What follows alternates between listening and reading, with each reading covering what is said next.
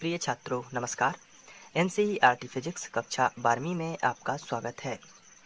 आज का हमारा टॉपिक है विद्युत क्षेत्र की तीव्रता और विभवांतर में संबंध।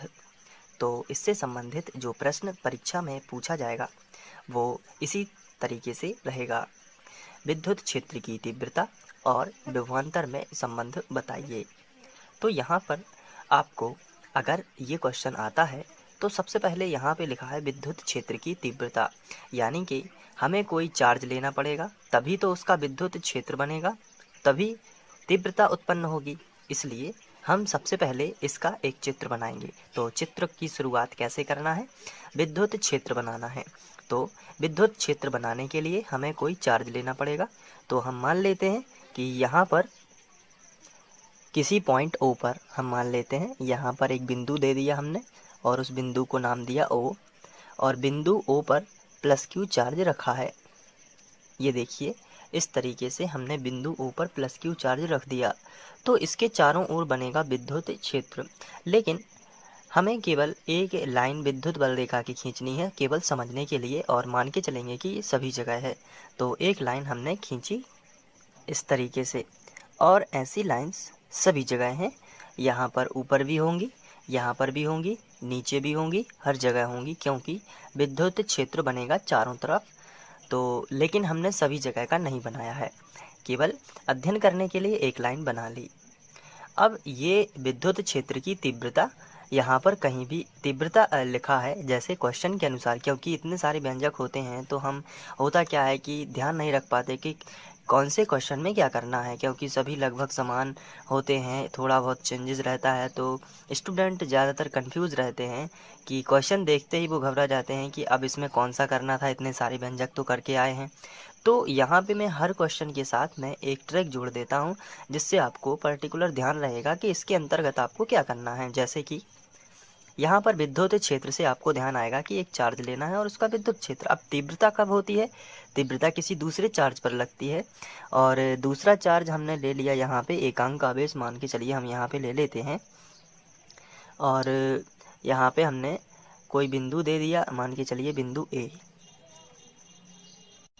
और बिंदु A पर हमने एकांक आवेश ले लिया Q0। अब इसकी दूरी हमने ले ली, मान के चलिए x है। तो ये सब हमें मन से ही मानना है। ये देखिए बिंदु O से बिंदु A तक की दूरी x है, तो इस पर होगी विद्युत क्षेत्र की तीव्रता। अगर ये पास में होगा तो ज़्यादा तीव्रता होगी, अगर दूर होगा तो कम तीव्रता होगी, लेकिन तीव्रता तो होगी। तो ये देखिए विद्युत क्षेत्र से आपको ध्यान आएगा कि हमें कोई चार्ज लेना पड़ेगा। इसे हम बोलते हैं सोर्स चार्ज, इसे हम बोलते हैं टेस्ट चार्ज। तो सोर्स चार्ज तीव्रता क्रिएट करेगा, यानी विद्युत क्षेत्र क्रिएट करेगा, और उसके अंदर कोई चार्ज लेंगे तभी तीव्रता उस पर होगी। अब विभवांतर, विभव का अंतर। तो मैंने आपको जब विभव समझाया था तब मैंने बताया था कि विभव यहाँ पे ज़्यादा होता है, यहाँ पे कम होता है, और फिर कम होता जाता है। यानी कि विभव एक पॉइंट होता है, एक बिंदु होता है। जैसे यहाँ पर अगर कोई चार्ज रखते हैं तो यहाँ पे विभव ज़्यादा होता है, अगर उस चार्ज को उठा पे यहाँ पे रख दें तो लगने वाला बल और ज़्यादा, यहाँ पे लगने वाला बल कम हो जाता है, नज़दीक में बल ज़्यादा होता है।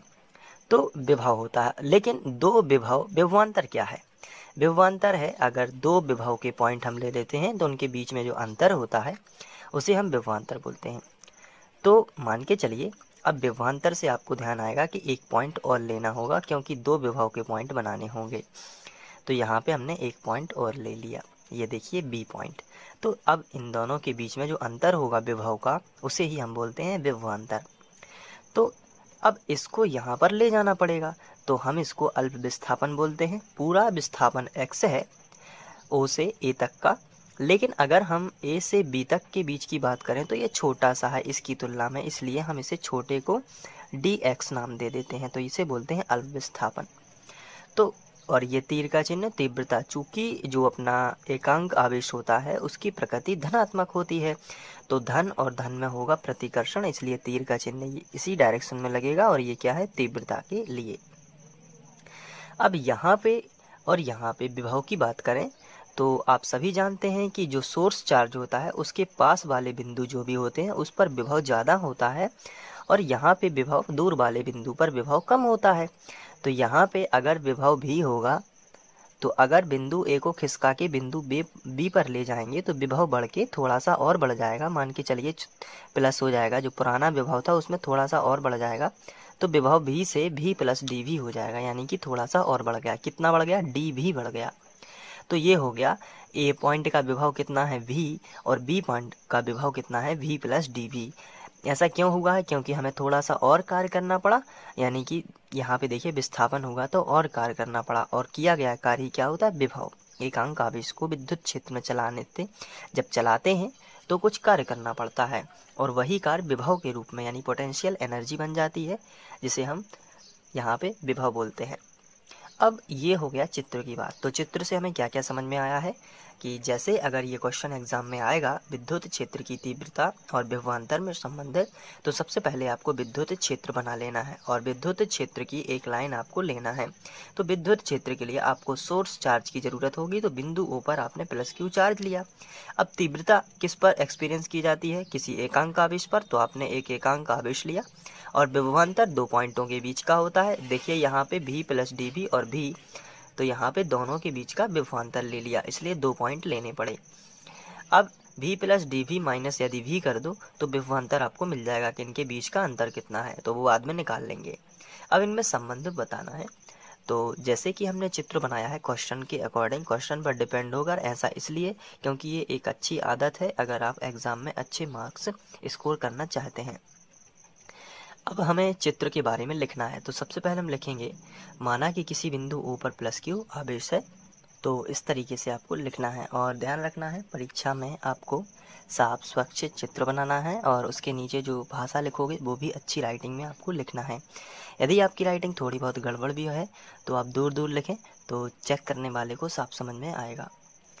अब माना कि बिंदु ओ पर प्लस क्यू आवेश है और इससे x दूरी पर बिंदु ए स्थित है, या x दूरी पर बिंदु ए पर Q0 आवेश स्थित है। तो हमने इतना सबसे पहले लिख लिया, बिंदु ए पर Q0 आवेश स्थित है। ये देखिए बिंदु ए पर Q0 आवेश स्थित है। अब इसके बाद Q0 आवेश को हमने विस्थापित किया है तो ए से बी तक, लेकिन विद्युत क्षेत्र के विरुद्ध। क्यों? क्योंकि विद्युत क्षेत्र इस डायरेक्शन में है। आप तीर का चिन्ह देख सकते हैं, क्योंकि यहाँ पे एकांक आवेश की प्रकृति धनात्मक होती है, इसलिए डायरेक्शन ये होगी। लेकिन इस डायरेक्शन के विपरीत दिशा में, ये देखिए विद्युत क्षेत्र इस डायरेक्शन में है लेकिन हमने इसके विपरीत दिशा में से धकेल कर ए से बी तक पहुंचाया है। तो हम यहाँ पे लिखेंगे, बिंदु ए पर उपस्थित या Q0 आवेश को ए से बी तक अल्प विस्थापित dx किया गया है, वो भी विद्युत क्षेत्र के विरुद्ध। तो हम लिख देते हैं Q0 आवेश को विद्युत क्षेत्र के विरुद्ध अल्प दूरी dx विस्थापित करने पर, जब हम विस्थापित करते हैं तो यहाँ पे देखिए विभव v से v प्लस dv हो जाता है। तो हम विभव के बारे में लिख देते हैं साथ में, तो दोनों को मर्ज कर देते हैं। तो dx विस्थापित करने पर विभव, सबसे पहले तो हमें विभव लिखना पड़ेगा, विभव v से v प्लस dv हो जाता है। तो इस तरीके से हमने लिखा। तो अब विभवांतर निकाल लेते हैं। तो नीचे की लाइन में हम लिखेंगे, दोनों बिंदुओं के बीच विभवांतर। तो दोनों बिंदुओं के बीच जो विभवांतर होगा वो होगा, बराबर का चिन्ह लगा लेते हैं और चित्र में देखते हैं। तो बाद के विभवांतर में से, अब बाद का ये लिखा पहले है लेकिन है बाद का, क्योंकि यहाँ से विस्थापित किया हुआ है। तो पहले v था, उसके बाद v प्लस dv हुआ, तो बाद का क्या हुआ? v plus dv। तो यहाँ पे बाद का जो विभवांतर है यानी कि v प्लस dv है, उसमें से पहले का विभवांतर घटा देते हैं। तो प्लस का v और माइनस का v कैंसिल, तो बचेगा क्या? dv। तो ये है दोनों बिंदुओं के बीच विभवांतर।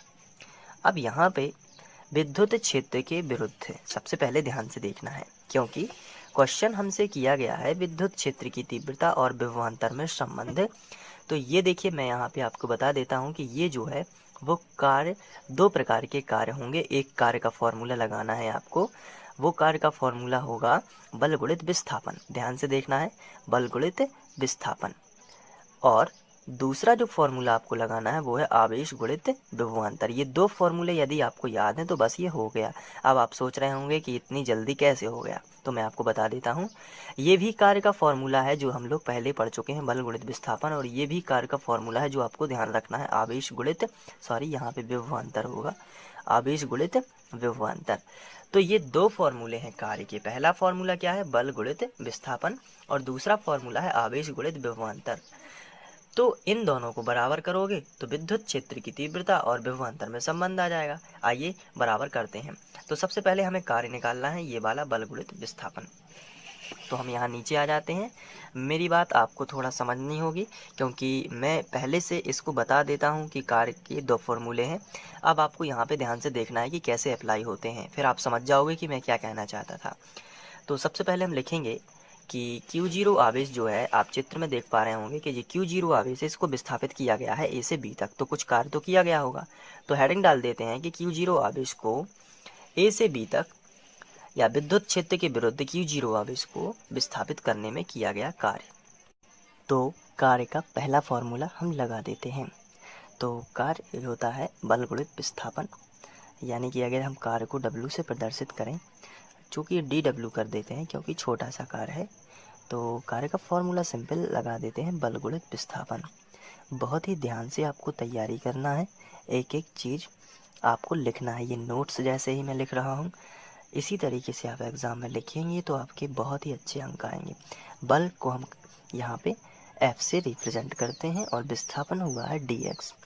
लेकिन ज़रा ध्यान से, यहाँ पे आपको माइनस लगाना पड़ेगा। अब आप सोच रहे होंगे कि माइनस क्यों, तो देखिए कुछ बच्चों को पता भी होगा कि विस्थापन विपरीत दिशा में हुआ है जबकि तीव्रता इस डायरेक्शन में है। तो यहाँ पे पता चलता है साफ साफ कि विद्युत क्षेत्र के विरुद्ध विस्थापन हुआ है, इसलिए ये माइनस है।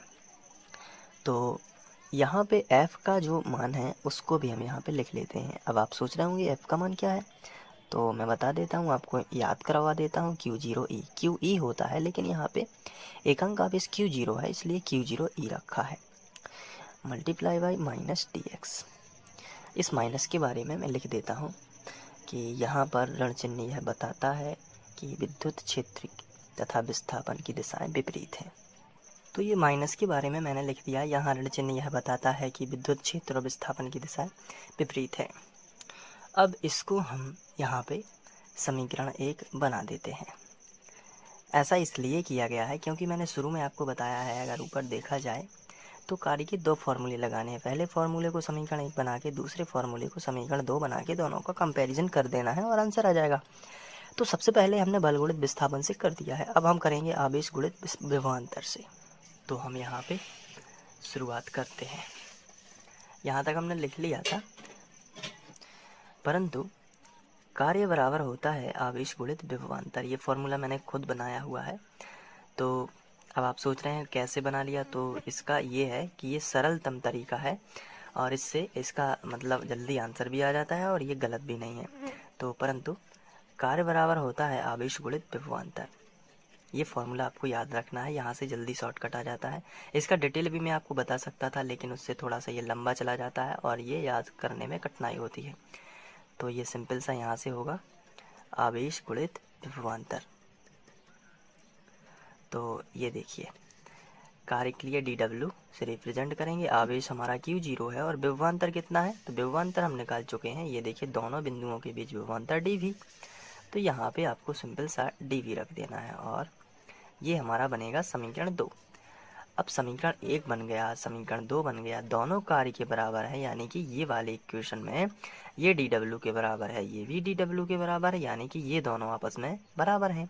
इसलिए पहले हम इसको लिख देते हैं लेफ्ट हैंड तरफ, यानी कि Q0E और माइनस आगे लगा देते हैं ये वाला, अगर आपको कोई टेंशन ना हो तो। ये देखिए माइनस आपको समझ में आ गया होगा, ये माइनस आगे कर दिया इंटू dx बराबर यहाँ पे Q0 dV कर दिया, ये वाला इस तरफ लिख दिया। क्यों? क्योंकि ये दोनों आपस में बराबर हैं। क्यों बराबर हैं? क्योंकि ये दोनों एक ही चीज़ है, कार्य ये भी है कार्य ये भी है, तो कार्य बराबर होने चाहिए एक ही कंडीशन में।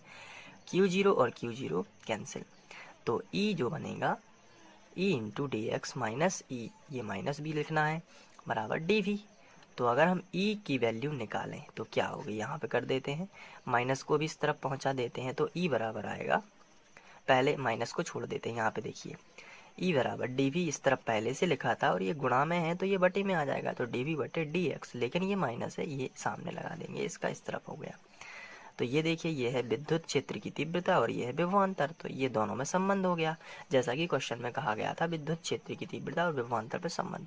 यहाँ पे नीचे आपको लिख देना है, यही विद्युत क्षेत्र की तीव्रता और विभवांतर में संबंध है। चलिए अब आप अपने कॉपी में नोट कर लीजिए, इसके लिए मैं आपको स्क्रीनशॉट दे देता हूँ। और हाँ, एक बात और आपको ध्यान रखना है, ये डी वी बटे डी एक्स जो है इसे हम विभव प्रवणता बोलते हैं, तो आप नीचे लिख सकते हैं यहाँ राशि माइनस डी वी बटे डी एक्स को विभव प्रवणता कहेंगे, यानी घटता हुआ विभव। स्क्रीनशॉट लेते समय ध्यान रखना है कि ये वाला हिस्सा आपको कॉपी में नोट नहीं करना, ये केवल समझाया गया था। हाँ, आप इसके लिए शॉर्टकट ट्रिक बना सकते हैं जिससे ये व्यंजक सॉल्व हुआ है। चलिए पहला शॉर्ट आप ले सकते हैं, इसके बाद ये दूसरा शॉर्ट है,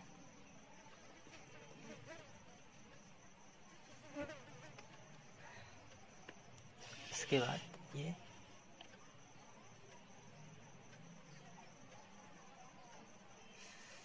फिर ये वाला, और यहाँ पर आप इसको ख़त्म कर सकते हैं।